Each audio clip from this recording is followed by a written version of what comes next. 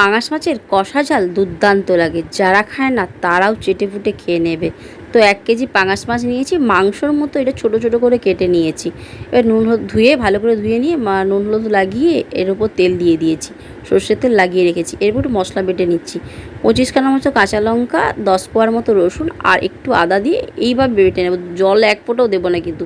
তো এইভাবে এই কাঁচা লঙ্কার আর রসুনের আদা দিয়ে এইভাবে বেটে নেব। এরপর দিয়ে দিলাম 2টো টমেটো, 1 চামচ কাশ্মীরি লঙ্কার গুঁড়ো, একটু পরিমাণ মতো হলুদ দিয়ে 2টো এলাচ, 2টো লবঙ্গ, একটু দারচিনি আর একটু লেবু রস দিয়ে এটাকে বেটে নেব।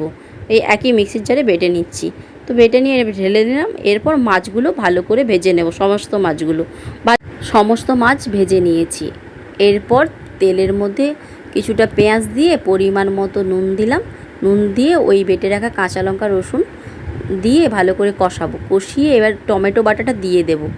দেওয়ার পরে কিছুক্ষণ নাড়বো। নাড়তে নাড়তে দেখতে পাবেন একটু জল জল বেরিয়ে এসছে। তার উপর দিয়ে দেবো ওই ভেজে রাখা পাঙাশ মাছগুলো, দিয়ে কিছুক্ষণ নাড়াচাড়া করব। নাড়তে নাড়তে বেশ কষানো যখন হয়ে যাবে, তেল ছেড়ে আসবে যখন, তখন নামিয়ে নেব। তৈরি হয়ে গেলো পাঙাশ মাছের কষা ঝাল। টাটা।